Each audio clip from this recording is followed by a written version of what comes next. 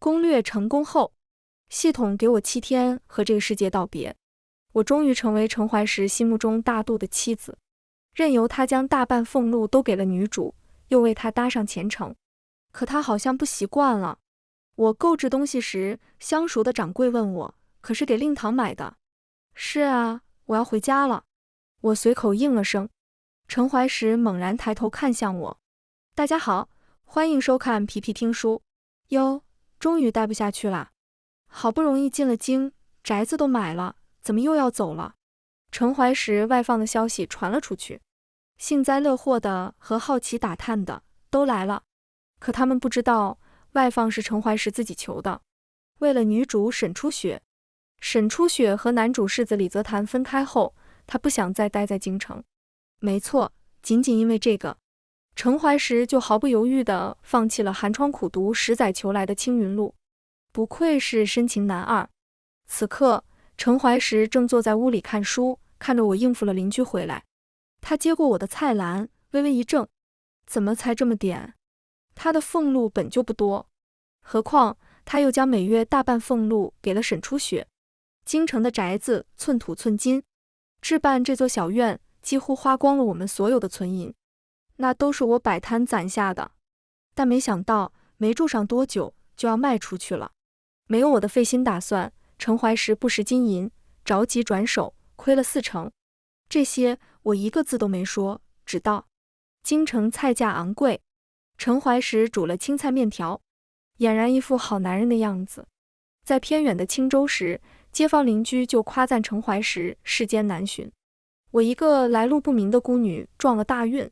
他们看不到我起早贪黑摆摊，绞尽脑汁研究个是山东煎饼、手抓饼，直到陈怀石才貌双全，还体恤妻子。刚来的时候，我也庆幸过，任务对象是陈怀石。我要改变他替沈初雪赴死的结局。从大学报到第1天，我穿越绑定系统，到如今，算来我已经来了5年多了。就在昨天，系统告知我任务完成了，男女主分开，男主不会再让女主置身险境，也不会导致陈怀石为救女主而亡。面对桌上的清汤寡水，我心里念了几遍牛肉面，勉强吃了下去。反正还有7天，我就可以回去吃好吃的了。正吃着，陈怀石开口：“安安，初雪那里有急用，我这个月的俸禄。”我这才想起来，今天是发俸禄的日子，看来这次是1分都没有了。陈怀石怕我像以往那样吵闹，解释了2句：“这几日天冷了，初雪想要添置几件衣服，你知道的，他和我们不一样，穿不惯便宜的。”我打断了他，淡淡道：“好。”陈怀石错愕地看向我。陈怀石没想到我这么好说话，他抿了抿唇道：“你能明事理就好。”明事理？我心里冷笑了一声，这是我第1个任务，做得磕磕绊绊。我不懂什么攻略技巧，只会用真心换真心。5年的掏心掏肺，换来一句明事理。我曾经害怕陈怀石为了沈初雪赴死，拼了命阻止他去见沈初雪，可除了带来争吵，并没有什么用。晚饭过后，陈怀石照常要出去，他去确认沈初雪一个人在家是否安全。但今日他破天荒多说了一句：“初雪失去了家人，我对她难免多照顾一些。”沈初雪的父亲贪污赈灾银两，沈家被满门抄斩。忠心的婆子用自己女儿替换了沈初雪，所以她逃过一劫，逃至老家青州。幼时，沈初雪就与陈怀石认识，粉雕玉琢的小姐和清贫的寒门少年。沈初雪与陈怀石是不敢触碰的白月光。说这话时，陈怀石眼里又不由得闪过疼惜，可能他自己的都不知道，每当他提起沈初雪的时候，眼里有多少怜惜。幸好我已经看开了，谁年轻时没谈过一段失败的恋爱？我承认我眼瞎。陈怀石道：“我去就回，你不要拦我，拦我也没用。”他话还没说完，我已经贴心地给他递上了灯笼。路上当心，若是实在晚了，就在他那里住下吧。这回陈怀石是彻底愣住了。我这么大度，陈怀石反而停住了脚步。他皱着眉问我：“你是在生气吗？”生气？不，我早就不气了。我已经忘了我是从何时开始不生气的。是上次沈初雪伤寒，她着急过去，把来了月经疼得走不动路的我扔在半路上的时候，还是就因为沈初雪多看了2眼，她把答应给我的生日礼物，一根她亲手雕刻的木簪给了她的那次。太多事了，我记不太清了，但我很清楚的知道，我现在一点都不生气了。可陈怀石不信，他淡淡道：“你不要生气了，你知道吗？你上次拦着我不让我去，他家里差点遭贼。”他面露谴责地看着我，好像沈初雪家里遭贼是我害的一样。我虽然不生气，但也不想被扣这么大一顶帽子。他租住的武陵巷租金昂贵，周围都是有钱人家，别人都有护院看家，他请不起，还怪起我来了。说起来，他的租金也是陈怀石出的。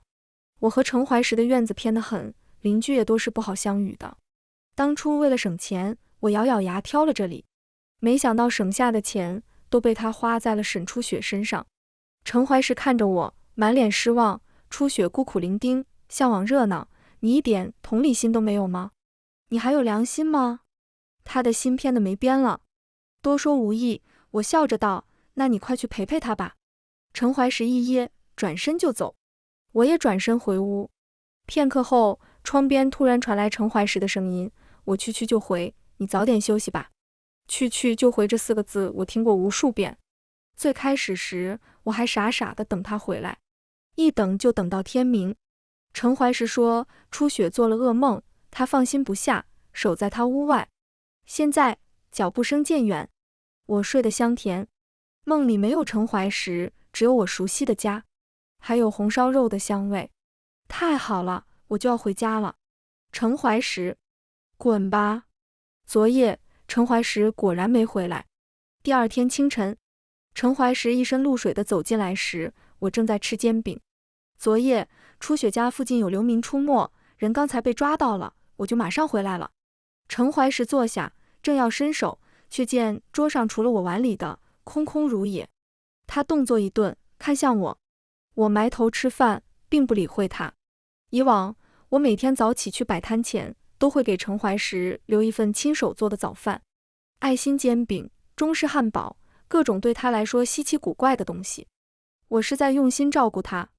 最开始陈怀石收留我，我靠做家务抵房租，但做得不太好，陈怀石会和我一起做。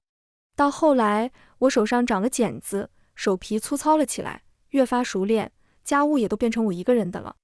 吃完饭，我换了身衣服，带上钱袋子出门采购。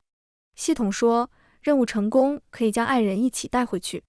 我和系统商量，把爱人换成了特产。系统同意了。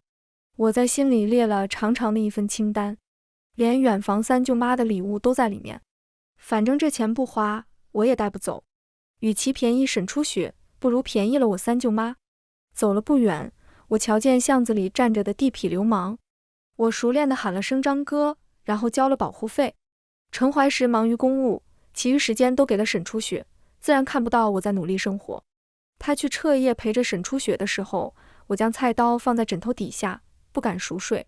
沈初雪住的地方都不太平，这里又怎么会安生？安安，身后突然响起陈怀石的声音。陈怀石不知何时跟在了我身后，他显然看到了刚刚那一幕，他嘴巴张了张，不知该说什么。我脚步下意识一顿，陈怀石快步走了上来。我今日告了假，可以陪你。我心里有点好笑。出来京城时，我想让陈怀石陪我逛逛。宅子买在哪儿？买了以后，家里还有许多东西要重新置办，这些都需要他搭把手。但他说他刚入职，实在抽不出时间。转头，他告了假陪沈初雪去给沈父沈母上坟。现在他想跟着就跟着吧。我们很久没有就这样一起逛街了。陈怀石露出怀念的神情，轻轻牵住我的手，眉眼温柔，好像又回到了还在青州的时候。那时他会来接我收摊，收摊早了，他就会带我去逛街。我对这里的很多都很新奇，他不厌其烦地陪着我这个摊位看看，那个摊位摸摸。记忆有些恍惚，好在马上就清醒了过来。有人说武陵巷那边起了火，陈怀石瞬间松开了我的手，一把抓住那人，询问具体发生了什么。那人回他，有2个孩子玩闹，点燃了柴房。陈怀石神情顿时紧张起来，他看向我，安安，去吧，我自己一个人逛就可以。我道，我早就不是那个需要他陪着的人了。陈怀石走时，回头看了我好几眼，我改天再陪你，就剩5天了，我可不想浪费在他身上。这回午时刚过，陈怀石就回来了，但桌上还是没有留给他的饭。我以为他会留你吃饭呢。我随口找了个理由。安安，陈怀石不知为何生气了，他有些烦躁地揉了揉眉心。你不要这样好不好？而我只是懒洋洋地看着他，不懂他在说什么。走之前，多一事不如少一事。我开始尽量避开和陈怀石的接触。我习惯了早起，每天早出晚归。早上陈怀石还在睡觉，我就出门了。晚上等他睡了，我才回来。保护费不全是白交的，这里的地痞流氓没有为难我，甚至张哥在听说我要和离后，还说了句早该离了。他啐了一口，贱东西一个，你说你这么能干的小娘子，怎么就嫁给了这种人？我笑着应声，是啊，我可后悔了。一连3天，我和陈怀石一句话都没说上。他每天忙什么我不关心，去见沈初雪我也毫不在意。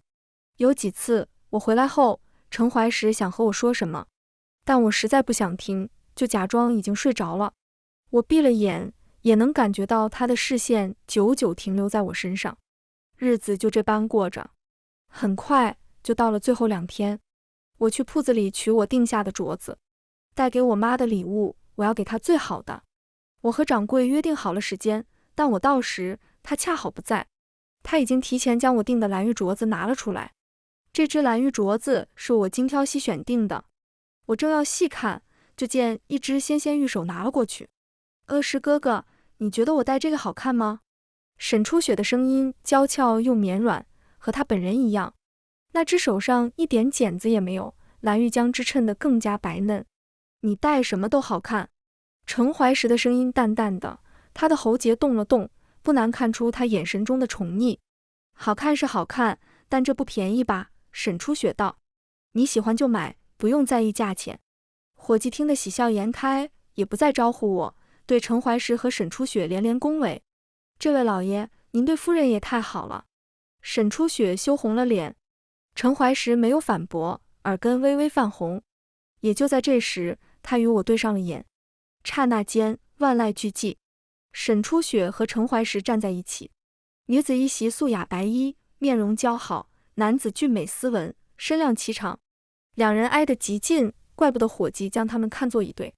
谁见了都要夸上一句般配。安安。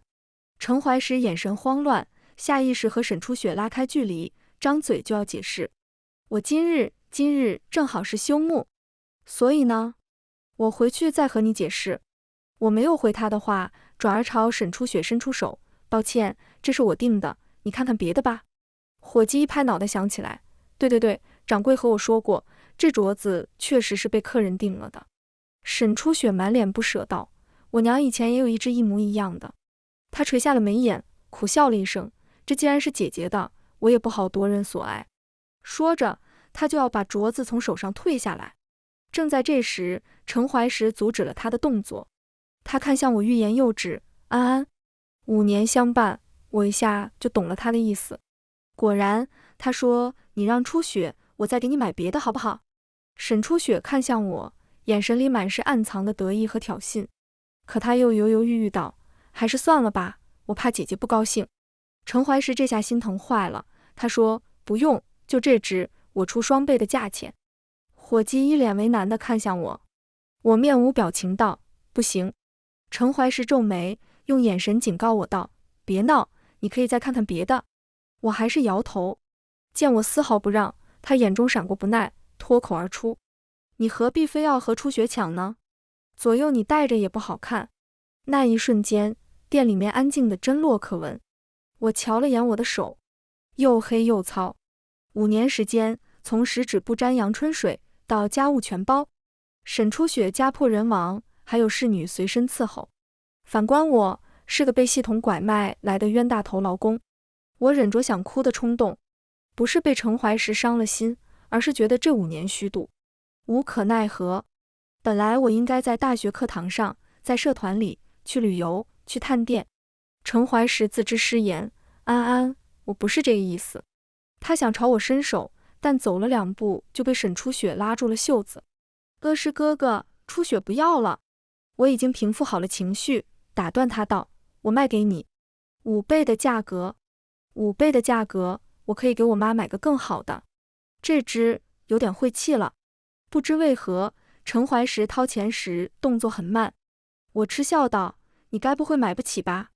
陈怀石看了我一眼，沉默着把银子放到了我手里。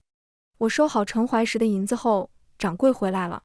他听了伙计说的前因后果，连忙给我赔罪，又为我介绍起更好的镯子。沈初雪得了镯子，想要带着陈怀石离开。陈怀石却看着面容平静的我，身形顿在那里。沈初雪喊了他一声，他这才回神，可他还是没走，目光直直地盯着我。回去的路上，我和陈怀石中间足足隔了2个人的位置。他几次想靠近我，我都不动声色地拉开了距离。刚才他居然让沈初雪一个人回去了，自个儿在店门口等我，真是稀奇。他叹了口气道，今天是初雪父母的忌日，所以我才去陪他扫墓。扫墓回来的路上，正好路过了那家首饰店。你别闹。我点点头回了声好。陈怀石剩下的话都堵在了喉咙里，我没太仔细听他说了什么，只觉得像苍蝇一样吵闹。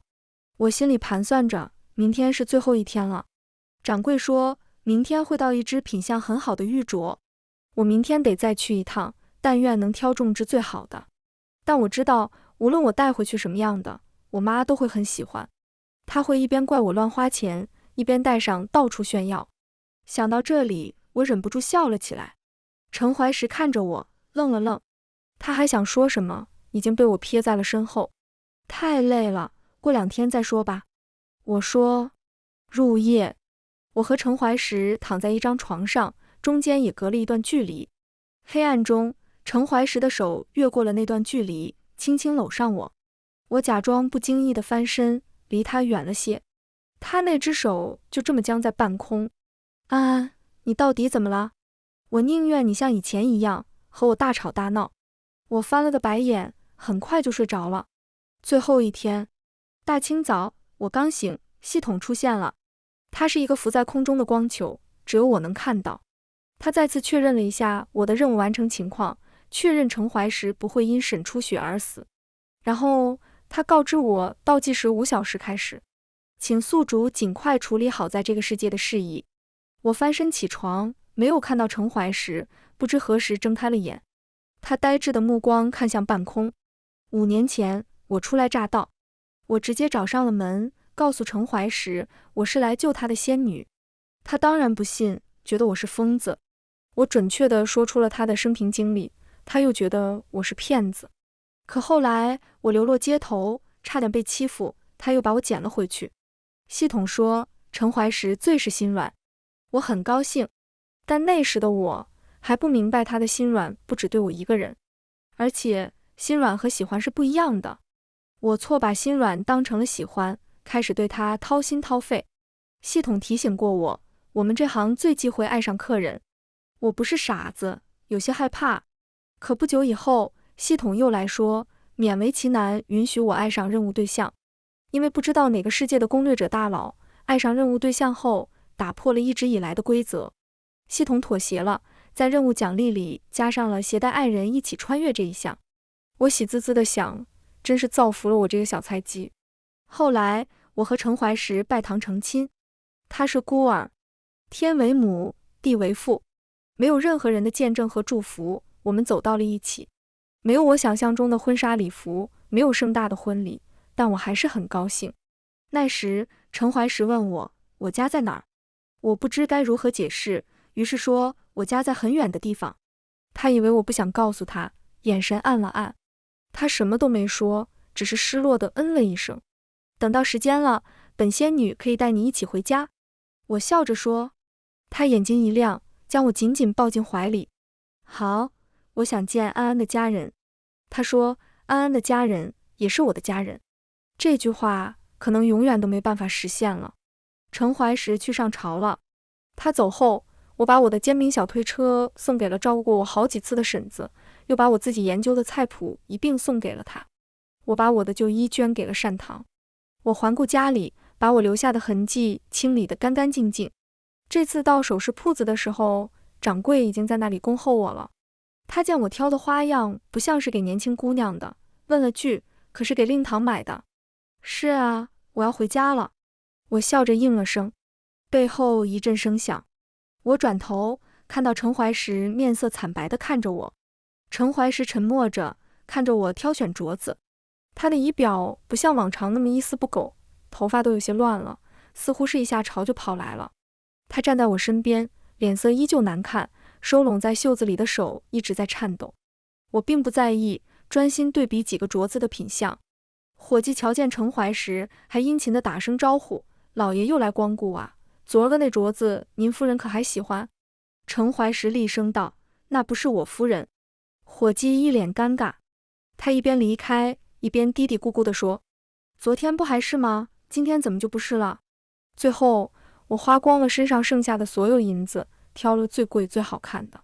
程怀石看到我付钱时，瞳孔一缩，他的声音里带着颤：“安安想买什么都行，钱以后我会努力赚的。”他是嫌我花的多。等回到青州，我们再一起去逛街，好不好？朝廷已经定下，程怀石下个月外放去青州。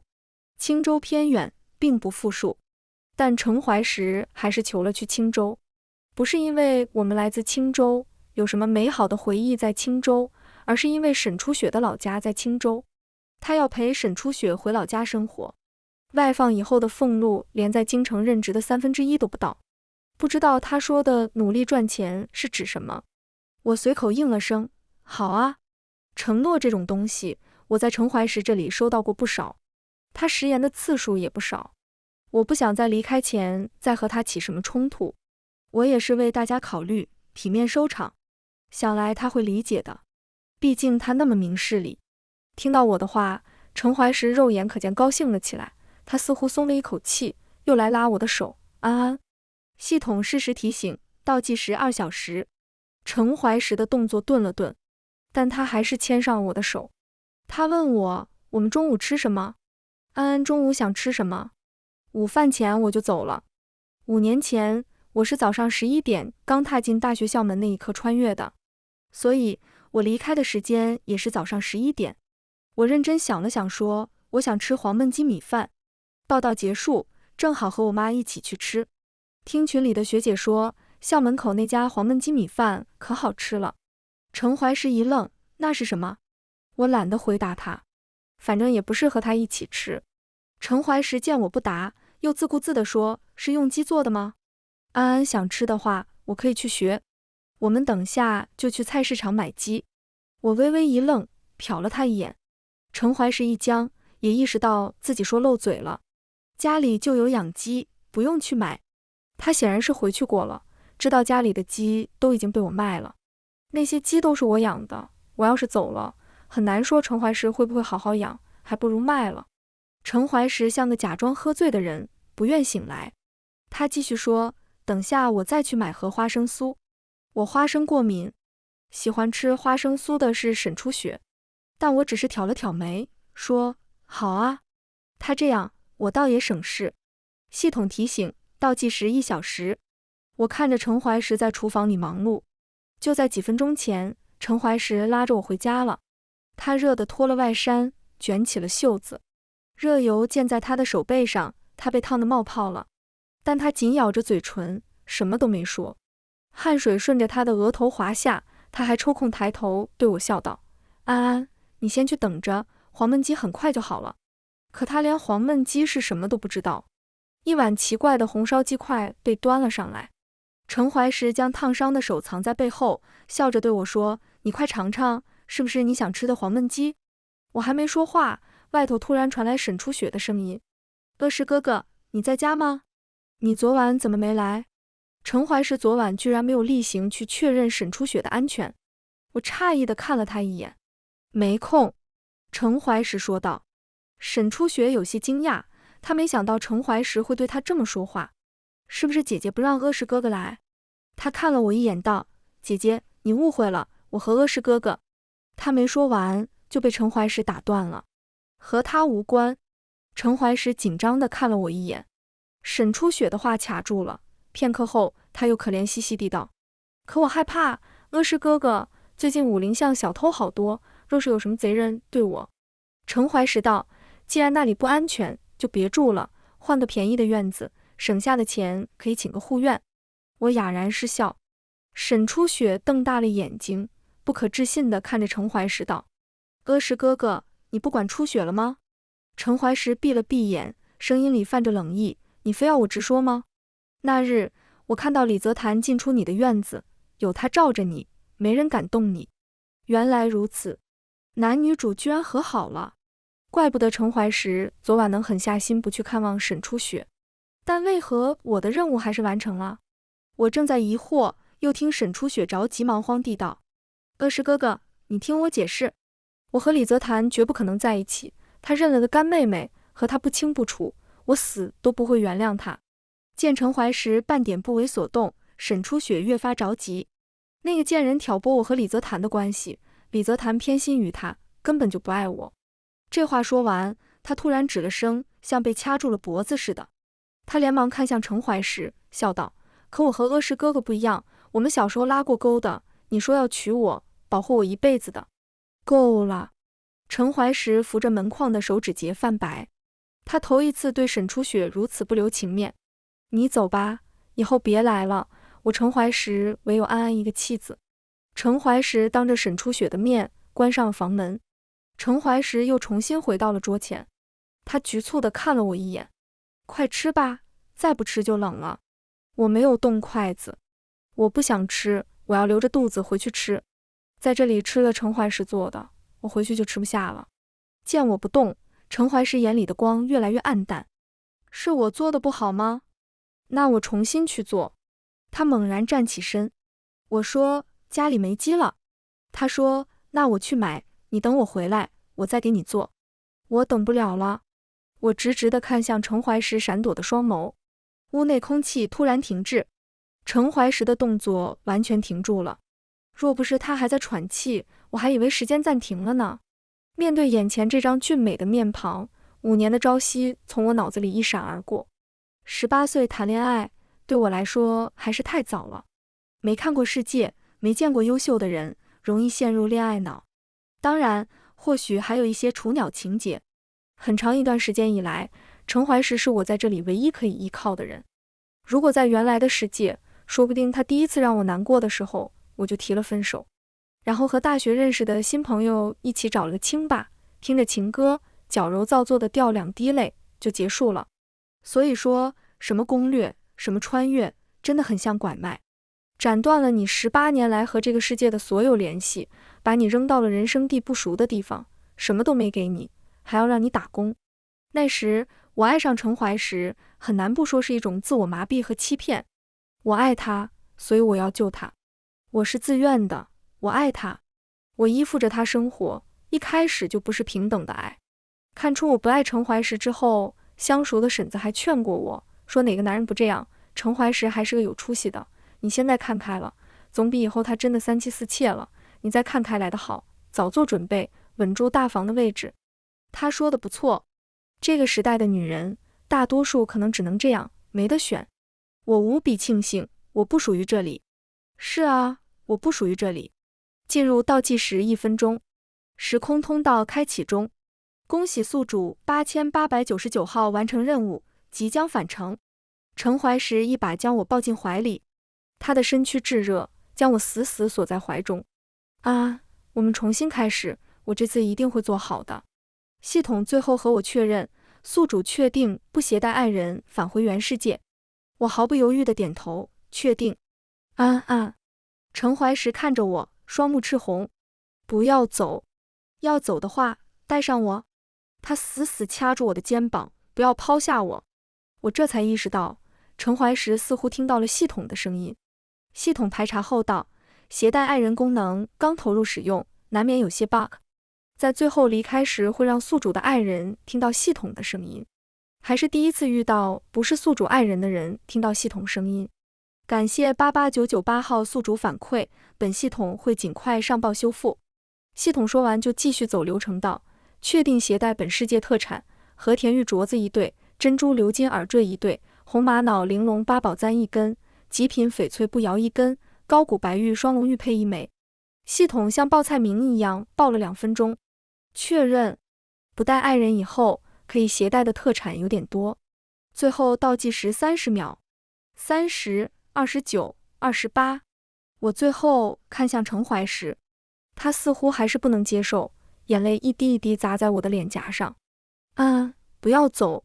我像很久以前恩爱时那样，轻轻抚摸着他的头发，动作无比柔情，仿佛当下还在相爱。我从天而降，出现在程怀时面前。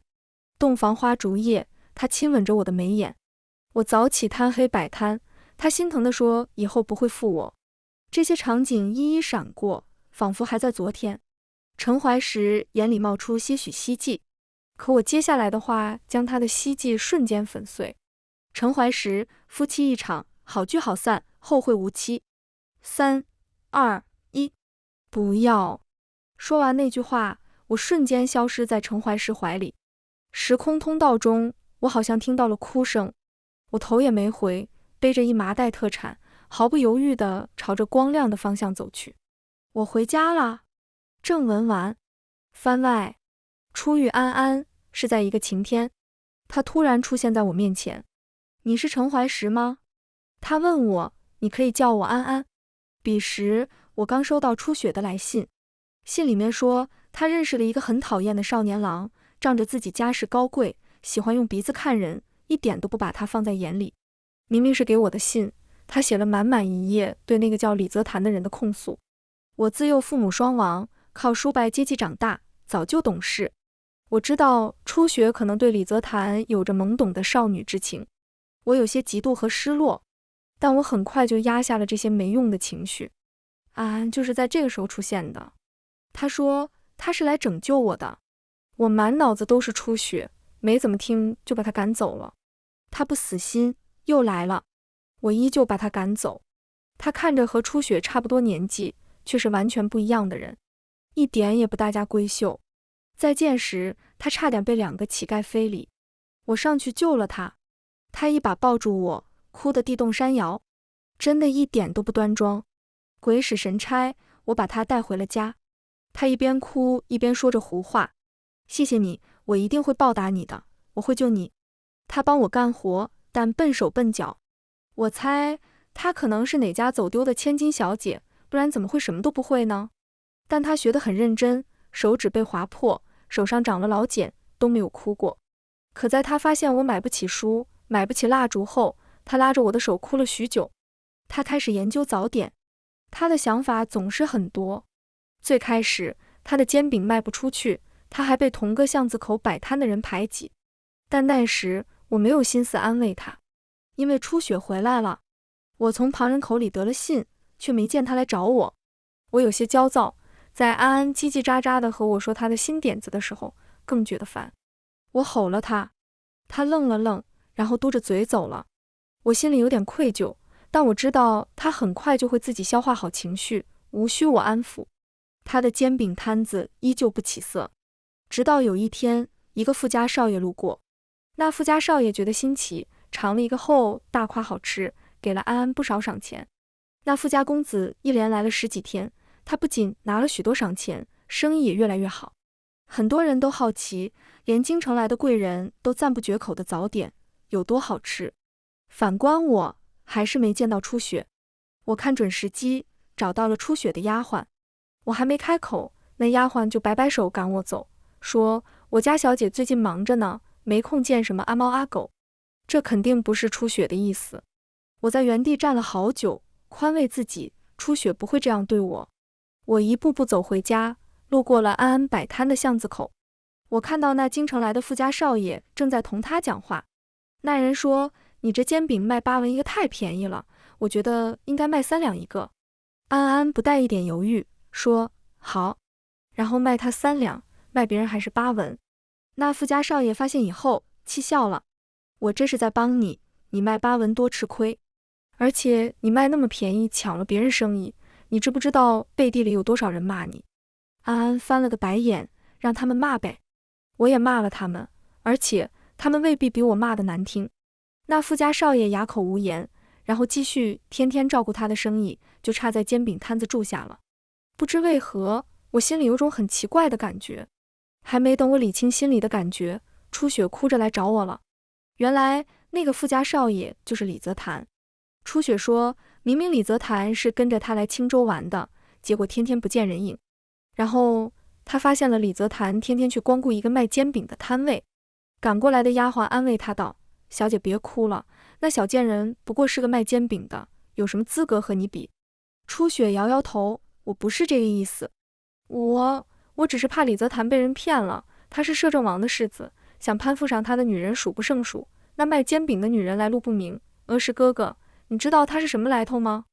说着，初雪看向我，这才是他来找我的目的。我明白他的小伎俩，但我不会拆穿他。女子有些小心思，很正常。我只遗憾，我回答不了他的问题，因为我也不知道安安是什么来头。我只知道她叫安安，可能就像她自己说的那样，真的是仙女。想到这里，我不禁勾了勾唇角。初雪走后，我在院子门口站了很久，我的脑子里还回荡着她的话：“额石哥哥，你都和他住在一起了，你们之间真的清清白白吗？你不要误会，我只是想说，你们其实挺般配的，不是吗？”“是啊，一个来路不明的孤女，一个家徒四壁的孤儿，是挺般配的。”我苦笑了一声。我知道安安对我有些不一样，情窦初开的年纪，又朝夕相伴，但我比她成熟很多，比她会控制自己的感情。我发现后，尽量避开和她的相处，她还因此失落了很久。落日余晖，安安推着煎饼车出现在那里，她身子那么瘦小，煎饼车那么大，可在夕阳下，她如此耀眼。看到我后，她高兴地挥手。她误会我在门口等她，所以格外开心。我突然想到，若我真的和安安在一起了，初雪会嫉妒吗？就像我嫉妒她喜欢李泽潭一样。我和安安在一起了，最高兴的是安安，第二高兴的不是我，是初雪，因为我让安安和李泽潭保持距离，她毫不犹豫的就答应了，直接放弃了一位大主顾。李泽潭这种天之骄子，只要给他几次冷脸，他就不会再拉得下脸找来了。很快，李泽潭就回京了，初雪也走了，日子又恢复平静。只是有时安安依偎在怀里时，我总是会出神，感觉有些不真实。我真的和他在一起了吗？我看着他抱着我笑得灿烂，又忍不住想，初雪如今怎么样了？日子就这么过去，我们夏天采荷，冬天堆雪人，倒也快乐。有安安的煎饼摊子后，日子好过了许多。初雪已经很久没给我写信了，直到他寄来一封信，说他和李泽潭定亲了。收到信那晚，我喝了很多酒，然后我也和安安提亲了。我只是随意地说了句：“你要嫁给我吗？”月色照在安安红透的脸上，她忘了嚼嘴里的小鱼干，但我很快就听到了她的答案：“好啊。”我笑了。你瞧，沈初雪，你不要我，也有人很喜欢我。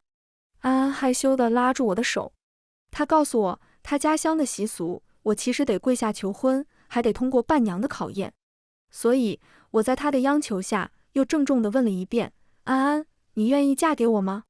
她也郑重道：“我愿意。”陈怀石，我的名字是……我没听清，因为我已经醉倒过去。简陋的洞房花烛，我甚至仗着他不知情，没有去衙门办理合籍婚书。他说，本来还想假装不同意的，毕竟我求婚的时候看起来没什么诚意，但他不舍得我难过，不舍得我患得患失，所以就马上答应我了。我又一次怀疑，她是不是天上来的仙女。他说，等到时间了，就带我一起回家。我心里软得不像话，只是我没想到，后来那一天再也没来到。我寒窗苦读，我想去京城，想要出人头地，也想要见见初雪，让她看看如今的我。可同我高中的消息一起传来的是，沈家出事了，满门抄斩。听到这消息的时候，我脑中一片空白。安安好像看出来了，他有些吃味，但笃定地和我说沈初雪没事。我抓着他的肩膀，让他再说一遍。他吃痛地推我，我半点没有松开。我说了，沈初雪不会有事的，你快放开我，好疼。我仔细打量了他很久，确认他没有说谎。虽然不知道他是如何知道的，但只要初雪没事就好。果然，一个夜晚，有人敲响了我家的门。是初雪，他就站在那里，如冬日白雪，纯洁又短暂。太好了，你没事。我不可置信地抚摸上他的脸颊，将他抱进怀里。石哥哥。许久之后，我回头就见安安站在那里，不知看了多久。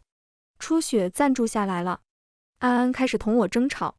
他说什么？按照剧情，不该我收留沈初雪，收留他的应该是李泽潭。这是什么话？那个男人在沈家被下狱前就解除了婚约。初雪遭遇了那些事情，你怎么忍心再赶他走？你不要无理取闹，初雪怎么会故意自己摔倒陷害你？这个花生酥你不吃就给初雪，只购买一匹锦缎，初雪穿不惯粗衣麻布，你忍一忍。我已经记不清我说了多少伤人的话了。渐渐的，安安也不再同我争吵了，他变得沉默寡言，每日去摆摊，然后回来把赚得的银子给我。我心底不由生出些慌乱。我要去京城赴任，等到了京城，我们就自己住自己的，初雪会搬出去的。我说这话时，安安眼睛似乎微微亮了亮，他小心翼翼地问我：真的吗？我说真的，是真的。初雪想住在更繁华的地方。很快，安安就发现我把俸禄一大半都给了初雪，他似乎觉得自己被耍了，同我发了好大一顿火。他气狠了，说他讨厌我，让我和沈初雪在一起，这样他的任务也算完成了，他就要回家去了。他的脸偏向了一边。我不知我是怎么动手的。当听到他要我和初雪在一起，他要离开时，我的手就不受控制了。我手颤了颤，想要和他道歉，可他突然转身走了。我看不清他的表情。他推了煎饼摊子走的时候，我追了2步，喊他的名字，他假装没听见。我的心揪了起来。自从来了京城以后，我和安安越来越生疏，几乎快成了陌生人。我忙得没有时间找他好好聊聊。有次，我陪着初雪上坟，路过安安的煎饼摊子，看到了一个熟悉的人。李泽潭又在买他的煎饼，他给了3两。安安没有认出他，只把他当成了一个出手大方的客人。我不想让初雪看到这一幕，他还没有放下李泽潭，我怕他受刺激。于是，我连忙带着初雪离开，错过了安安看过来的眼神。那天起，我就迫切地想要离开京城。在这里，我和安安的感情越来越不好。这里还有李泽潭。虽然我一开始和他在一起的意图不够纯粹，但这么多年的陪伴不是假的。安安是我的妻子。恰好1日，初雪跑来说，她决定放弃李泽潭了。她哭着说要回青州。我对她说，我已经决定自请外放青州，她可以和我们一起上路。回青州，回到我初遇安安的地方。可终究回不去了。我看到了那个奇怪的东西，安安居然和他对话了。我是在做梦吗？5个小时后离开。5个小时是多久？我想自欺欺人，可5个小时再怎么想也不会很久。我下了朝就往家里跑，空空荡荡的。安安的煎饼摊子不在，他可能是去买煎饼了。可为什么他的衣服首饰也都没了？我去翻衣橱，发现连我的衣服都少了好几件，少了安安亲手做的那几件。他给我做的帕子、鞋垫都不在了，连院子里的鸡都没了。我冲了出去。不会的，不会的，他不会舍得就这么离开我的。我在铺子里看到了他的背影，果然他没有离开，那个发光的奇怪东西还跟着他。我假装看不见他，看着安安花了一大笔银子买了个镯子。夫子说我聪明，我确实聪明，不然也不会中探花。但这一刻，我无比讨厌自己的聪明。安安几乎花了所有钱买这个镯子，他却是不准备留下来。我好像做什么都来不及了。夫妻一场，好聚好散，后会无期。他说出这话的那一刻，我的心坠到了谷底，然后4分5裂，3、2、1，安安消失在了我的怀里。我还维持着抱着他的姿势，扑了个空跪倒下来，然后嚎啕大哭，就像安安被我带回去那天一样。许多年后，我已辞官，成了孩童口里的风秀才。我想了各种办法，终于联系上了那个奇怪的光球。他高高在上地看着我，问我想要什么，又用什么和他交易。我说，我所有的都可以给你，我只要重来一次。这次我会抓住安安。他说，你不值这个价，时空回溯，你买不起。我说，那我想去安安身边，和他在一起。他说，也不值这个价。我说，那我想看他一眼。他说，好的，你可以看5分钟，请把想要观看对象的名字和编号给我。我吐出那串记了很多年的数字，88998号，名字是安安。我充满希冀地等着他回复，等着再次见到安安。可他说 BB 查询错误，匹配失败。什么？我愣在原地。已收取代价不退还哦。他提醒道，他的名字不是安安哦，安安只是他的小名。他许是看我可怜，又说系统提供亲友快捷渠道，如果你能证明你和他的关系，可以跳过核对名字这一步。亲友关系，所在世界承认的婚书、户籍等均可。婚书？我没有婚书。我跪倒在地，很快就失去了生命。安安，我的安安。全文完，皮皮听书，感谢您的观看，我们下个故事再见。